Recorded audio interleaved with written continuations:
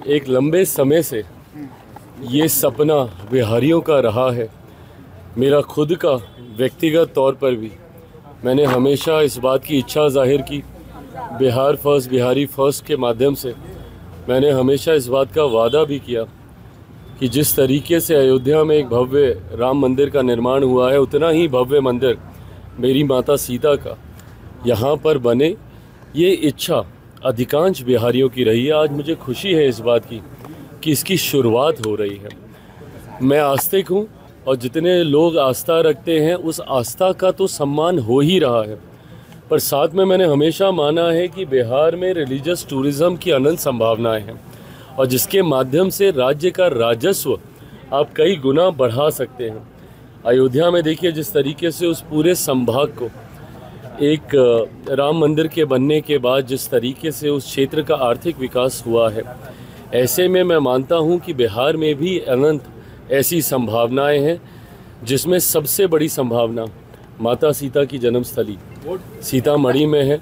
और आज जब इसकी शुरुआत हो रही है, उसके लिए मैं केंद्र सरकार का धन्यवाद मैं करता हूं, मुख्यमंत्री जी का करता हूं।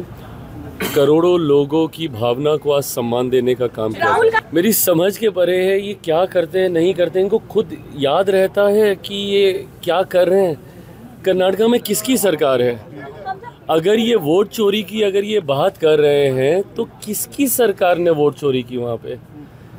ये भूल गए हैं क्या कि कर्नाटक में इनकी अपनी सरकार है? और उसके बाद अगर ये आरोप लगा रहे हैं, इसका मतलब कि जो वहाँ की सरकार है फिर उसको तो बर्खास्त करके वहाँ पे राष्ट्रपति शासन लागू कर देना चाहिए, अगर इनका यही आरोप है। सेकेंडली, जब ये बोलते हैं कि भैया वोट चोरी हुई है, वोटर लिस्ट में धांधली की गई है, अब कैसे इसको ठीक किया जाएगा? पहले तो खुद जा जाके दरवाजे खटखटाते हैं, उसके बाद जब इनकी शिकायत सुनी जाती है, कार्रवाई की जाती है, तो उस पर ये शिकायत करते हैं। अब इन्होंने अब कर्नाटक का मामला उठा दिया और इन्होंने दस्तावेज भी सामने दिखा दिए कि भैया ये कारण है और ऐसे ऐसे धांधली हुई है। इन्होंने एक आदमी के नाम दिखा दिए जो 4 जगह वहाँ पे वोट डाल रहा है। इन्होंने कई आदमियों के नाम दिखा दिए जिनके फादर के ही नाम नहीं है, हाउस नंबर 0 लिखा हुआ, ये सब कल इन्होंने दिखाया। अब इसके ऊपर कार्रवाई क्या होगी? कार्रवाई यही होगी जो SIR बिहार में चल रहा है।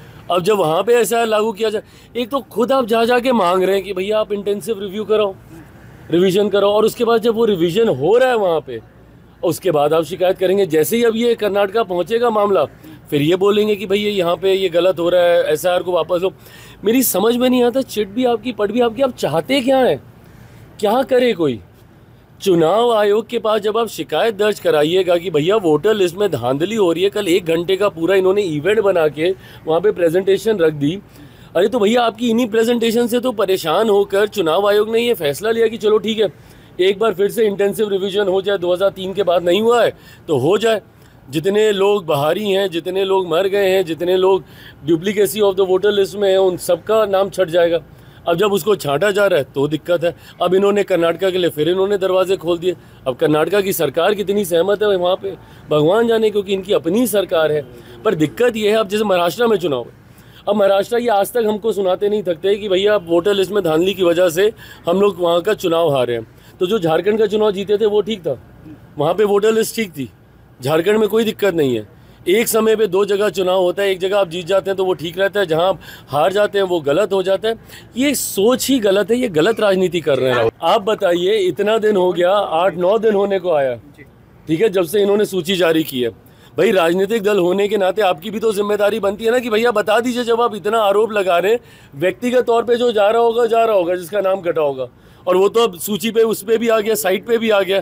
आप देख लीजिए आपका नाम उसमें है कि नहीं है, और अगर आपका नाम कटा है उसके लिए भी एक अलग से साइट बना दी गई है। आपके पास पर्सनली हैंड डिलीवर हो रहा है वहाँ पे नोटिस जिनके नाम कटे हैं। तो जिनके कटे हैं वो तो जा ही रहे, बट एज अ राजनीतिक दल, क्योंकि राजद और कांग्रेस सबसे ज़्यादा इसको लेके हल्ला मचा रही है, एक आपत्ति अभी जिस वक्त तक हम लोग बात कर रहे हैं, इन लोगों ने एक आपत्ति अभी तक इन्होंने दर्ज नहीं कराई है। तो सिर्फ हंगामा ही खड़ा करना। सदन देख लीजिए, आज भी सदन इन लोगों ने चलने नहीं दिया। सदन आप चलने नहीं दे रहे, SIR की प्रक्रिया को आप स्वीकार नहीं कर रहे, फिर रोज़ आप प्रेस कॉन्फ्रेंस कर रहे हैं ये कहते हुए कि भैया वोटर लिस्ट में धांधली है, दुनिया भर की बातें करते हैं, बट आपत्ति आप एक जाके दर्ज नहीं कराते। तो ये करना क्या चाह रहा है विपक्ष? पूरी तरीके से कंफ्यूज है, इनको समझ में नहीं आता। नहीं तो इस यात्रा में क्या करना चाह रहे हैं ये? पहले खुद ही बोल रहे हैं कि यहाँ पे अब यात्रा में क्या कि वोटर लिस्ट में धांधली हुई है कि नहीं हुई है, और अगर उसमें धांधली है तो क्या उसकी प्रक्रिया को सुधारने की प्रक्रिया का इस्तेमाल करना चाहिए कि नहीं करना चाहिए। आज की तारीख में ना बिहारी भी समझ गए कि ये लोग सिर्फ नाटक कर रहे हैं, इन लोगों के पास कोई तथ्य है नहीं। तथ्य होते तो चुनाव आयोग में अब ये लोग चले गए होते। क्यों नहीं प्रूफ लेके जाते हैं, मीडिया इवेंट बना के दुनिया भर की बातें मीडिया के सामने बोलते हैं। एक बार हिम्मत है तो जाइए ना सारे प्रूफ लेके चुनाव आयोग के पास। चुनाव आयोग जब बोलता है कि उसको आप वैलिडेट कर दीजिए, ऑथेंटिकेट कर दीजिए, तो ऑथेंटिकेट नहीं करेंगे, उसमें घबरा जाएंगे। क्यों? क्योंकि कल को कानूनी कार्रवाई में फंस जाएंगे।